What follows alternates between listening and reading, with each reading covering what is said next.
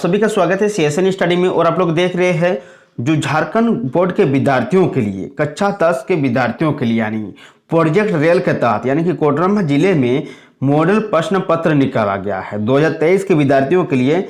यह हम लोग कक्षा 10 का विज्ञान के सेट 1 सेट 2 सेट 3 यानी कि सेट 1 देख लिए है, सेट 2 भी देख लिए हैं। जितने भी ऑब्जेक्टिव प्रश्नों के सारे आंसर को कर चुके हैं। तो आप लोग यदि नहीं देखे हैं तो देख लीजिएगा, और हमारे चैनल में नए हैं तो सब्सक्राइब कर दीजिएगा, क्योंकि अब हम लोग सेट 3 के जितने भी प्रश्न के उत्तर को जानने वाले हैं। ठीक है, क्योंकि ये यदि कर लेते हैं आप लोग तो आपके लिए बहुत ही लाभकारी साबित होगा। ठीक है, 5 सेट है, पांचों सेट को यदि कर लेते हैं तो आप लोग का नंबर एकदम फर्स्ट क्लास आएगा। ठीक है, सबसे पहले आप लोगों को बता देना चाहते हैं कि एक तरह का आप लोग का एक टेस्ट भी हो जा रहा है। क्या टेस्ट हो जा रहा है? क्योंकि आप लोग कितना जवाब दे पा रहे हैं वो भी कमेंट बॉक्स में जरूर कमेंट कीजिएगा। ठीक है, और हमारे चैनल में जुड़े रहिएगा, क्योंकि अब हम लोग आप लोगों को सेट 3 यानी कि साइंस के सेट 3 के आंसर को बताने जा रहे हैं। तो चलिए स्टार्ट करते हैं, देर ना करते, क्योंकि आप लोगों के पास समय बहुत कम है।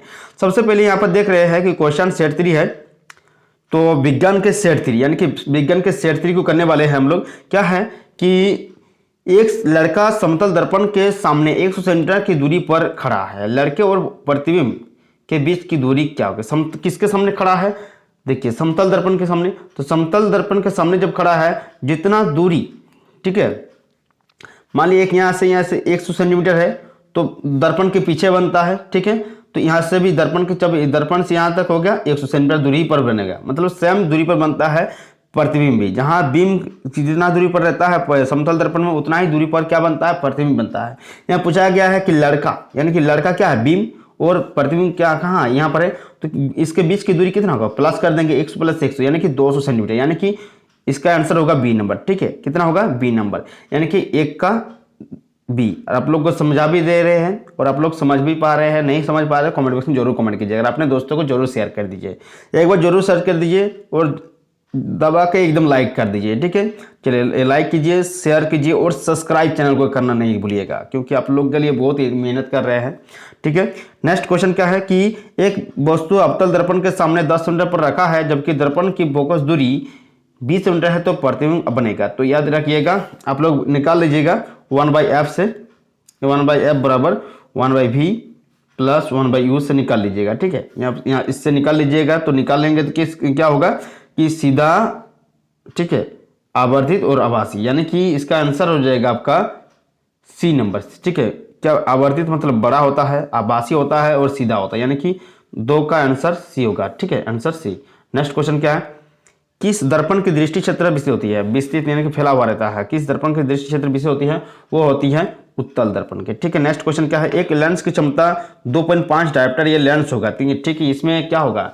लेंस होगा। देखिए, माइनस अवतल दर्पण रहता है, ठीक है, माइनस रहता है तो वो -2.5 डायोप्टर रहता है तो वो अवतल दर्पण होता है। लेकिन यहाँ पर क्या है? प्लस में है, तो प्लस में जो लेंस की क्षमता दिया हुआ है यानी कि यह उत्तल लेंस है, उत्तल लेंस है। ठीक है, 4 का ए हो जाएगा। नेक्स्ट क्वेश्चन क्या है कि किस लेंस का फोकस आभासी होता है? तो किस लेंस का फोकस आभासी होता है? वो होता है अवतल लेंस का फोकस जो आभासी होता है। नेक्स्ट क्वेश्चन क्या है? वायु से गमन करती प्रकाश की एक किरण जल से तिरछी प्रवेश करती है। प्रकाश वायु से मतलब वायु से विरल माध्यम से सघन माध्यम में जा रहा है, तो ये सब क्या होगा? अभिलंब की ओर झुकेगी। ठीक है, 6 का ए, यानी कि अभिलंब जब विरल माध्यम से सघन माध्यम में प्रवेश करता है तो अभिलंब की झुकती है, जब सघन माध्यम से विरल माध्यम में प्रवेश करता है तो अभिलंब से दूर हटती है। ठीक है, इसमें अभिलंब की ओर झुकेगी। आंसर नंबर 6 का ए। नेक्स्ट क्वेश्चन क्या है? नेत्र क्या है कि नेत्र द्वारा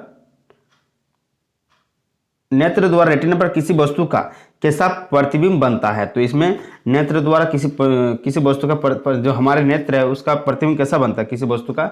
वो बनता है आपका वास्तविक और उल्टा बनता है। ठीक है, वास्तविक और उल्टा बनता है। नेक्स्ट क्वेश्चन क्या है कि 7 का ए।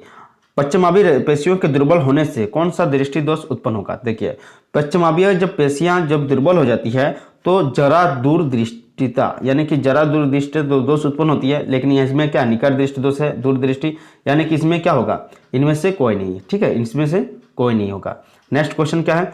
आंख की उत्तल लेंस की वक्रता बदलने में कौन सी मांसपेशी सहायता करती है? आंख की उत्तल लेंस की वक्रता बदलने में कौन सी मांसपेशी सहायता करती है? सिलियरी, ठीक है। यह हाथ की पेशी नहीं, पैरों की पेशी भी नहीं, यह सिलियरी होता है जो मांसपेशी को बदलने में सहायता करती है। नेक्स्ट क्वेश्चन क्या है, वक्रता को बदलने में सहायता करते हैं। नेत्र के किस भाग में प्रतिबिंब का निर्माण होता है? तो नेत्र के किस भाग में प्रतिबिंब का निर्माण होता है? वो होता है दृष्टिपटल, ठीक है। आंसर नंबर ए होगा। आंसर नंबर क्या होगा? ए होगा आंसर, ठीक है। 10 का ए। नेक्स्ट क्वेश्चन क्या है, 11 नंबर, कि विद्युत धारा का किस यंत्र से मापा जाता है? तो आप लोग विद्युत धारा को एमीटर से मापते हैं, ठीक है। नेक्स्ट क्वेश्चन क्या है, कि प्रतिरोधकता का, यहाँ पर प्रतिरोध नहीं, प्रतिरोधकता ऐसा मात्रा ओमीटर होता है, ठीक है। नेक्स्ट क्वेश्चन क्या है, चुंबकीय क्षेत्र रेखाएं चुंबक के किस ध्रुव से प्रकट होता है? तो चुंबकीय क्षेत्र रेखाएं जो चुंबक के किस ध्रुव से प्रकट होता है वो होता है आपका जाकर उत्तरी ध्रुव से, ठीक है। उत्तरी ध्रुव से निकलता है और साउथ यानी कि दक्षिण ध्रुव में प्रवेश करता है। उत्तरी ध्रुव से निकलकर दक्षिण ध्रुव में प्रवेश करता है, यानी कि इसका आंसर होगा ए। नेक्स्ट क्वेश्चन क्या है, निम्न में से कौन सा कथन सत्य है? तो निम्न में से कौन सा कथन सत्य है इसमें, कि C4SO4 का जलीय विलयन का रंग नीला होता है? इसमें कुछ डाउट है, ठीक है। इसमें जो है CuSO4 होना चाहिए, CuSO4, और इसमें जो होगा NO2 होना चाहिए, NO2 होना चाहिए तब ना बुरा होता। लेकिन इसमें से 14 नंबर का जो है आंसर हो जाएगा। यदि इसे NO2 का रंग बुरा होता है, NO2 ये नहीं होता है, NO2 होता तो इसमें दोनों होता, ठीक है। NO2 होता तो इसमें दोनों होता, लेकिन इसमें NO2 नहीं है, नाइट्रोजन ऑक्साइड नहीं है, इसमें NO2 दिया हुआ है। तो इसमें आप लोग इसको करेक्ट कर लीजिएगा, NO2 है तो इसमें दोनों होगा, नहीं तो इसमें ए होगा ऑप्शन।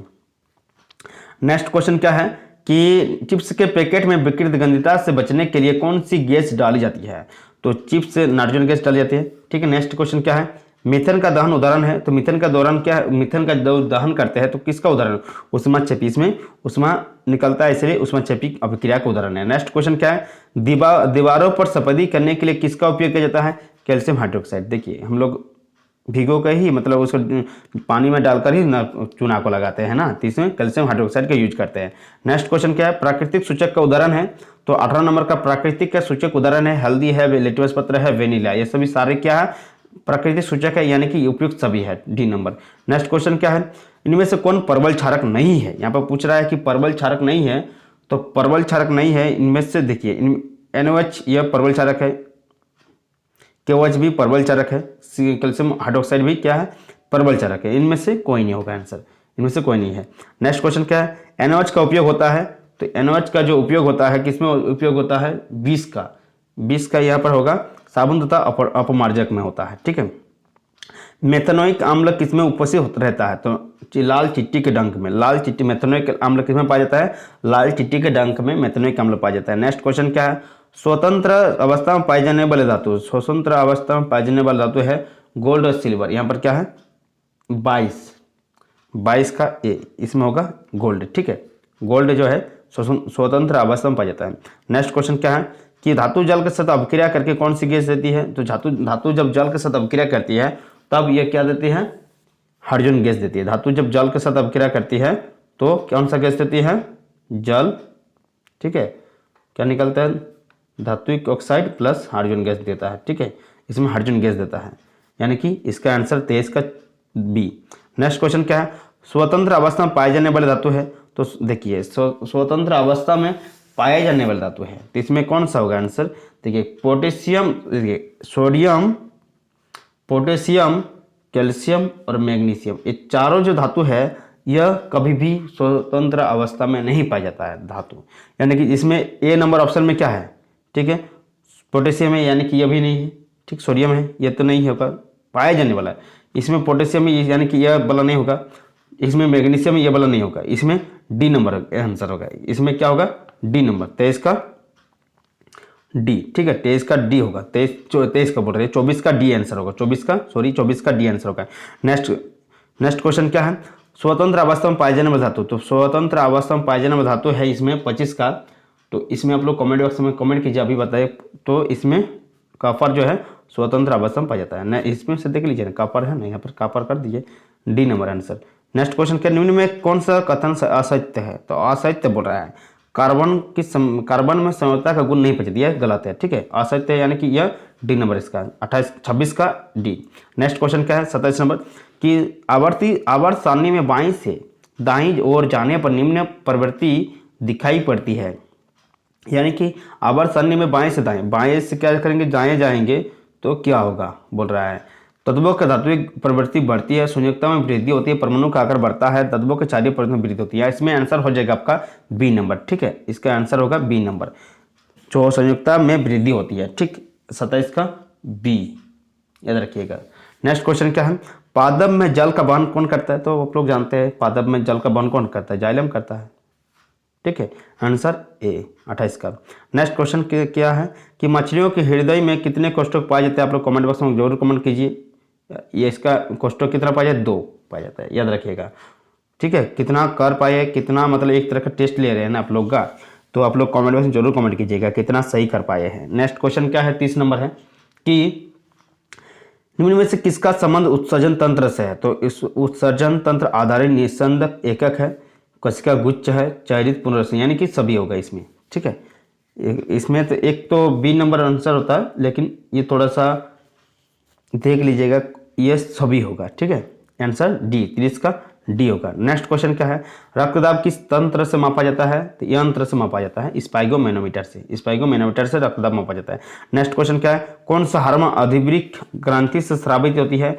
कौन सा हार्मोन अधिवृक्क ग्रंथि स्रावित? इसमें इंसुलिन दिया हुआ है, एड्रेनलिन दिया हुआ है, थायरॉक्सिन दिया हुआ है, इनमें से कोई नहीं। तो इसमें आंसर हो जाएगा 32 का आपका बी। ठीक है, 32 का बी आंसर, एड्रेनलिन। वृद्धि हार्मोन कहाँ से स्रावित होती है? वृद्धि हार्मोन कहाँ से स्रावित होती है? वो होती है पीयूष ग्रंथि से। ठीक है, पीयूष, पिट्यूटरी ग्लैंड। 33 नंबर का, 33 का ये विषाणु जनित रोग है। तो विषाणु जनित यानी कि वायरस वाला रोग है, जानते ही है कोरोना वायरस। तो यहाँ पर HIV और एड्स क्या है, वायरस वाला रोग है, साथ ही वार्ड भी क्या है, वायरस वाला रोग है, यानी कि इसमें सी नंबर आंसर होगा। ठीक है, यानी कि सी, 34 का सी। नेक्स्ट क्वेश्चन, प्लेसेंटा की संरचना होती है? तो होती है तस्तरीनुमा। किससे होती है?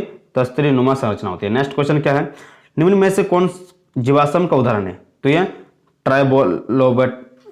ट्राइलोबाइट, नाइटिया, राजासोरस, यह जो तीनों है क्या है, जीवाश्म का उदाहरण है, यानी कि सभी होगा आंसर। ठीक है, नेक्स्ट क्वेश्चन क्या है, निम्न में से कौन बौने पौधा का दर्शाता है? तो बौने पौधा को दर्शाता है, आप लोग कमेंट बॉक्स में जरूर कमेंट कीजिएगा इसको कौन दर्शाता है। देखिए, जो आप लोग मेंडलीव के आवर्त गर्गस जॉन मेंडल जो थे, मेंडलीव के आवर्त बोल रहे हैं, अनुवांशिकता, जो गर्गस जॉन मेंडल थे उसको यदि पढ़े हैं तो जरूर कमेंट बॉक्स में कमेंट कीजिएगा कि यह कौन सा, यह TT दिखाता है कि FF दिखाता है कि यहाँ पर TF दिखाता है कि कौन यहाँ पर दर्शा रहा है, कौन क्या है, बौने पौधे का संकेत है। तो बौने पौधे का संकेत क्या है, आप लोग कमेंट बॉक्स में जरूर कमेंट कीजिएगा। हमें ऐसे भी बता देते हैं, इसका सी होगा। ठीक है, क्या होगा, सी। नेक्स्ट क्वेश्चन क्या है, ग्लोबल वार्मिंग के लिए उत्तरदायी है? तो आप लोग इसको तो आसानी से कार्बन डाइऑक्साइड। ठीक है, निम्न में से कौन कृत्रिम पारितंत्र के उदाहरण है? तो खेत और बागवानी जो है कृत्रिम पारितंत्र है। नेक्स्ट क्वेश्चन क्या, यानी कि दोनों आंसर हो गए इसमें। बायोगैस का मुख्य घटक है? तो बायोगैस का मुख्य घटक क्या है?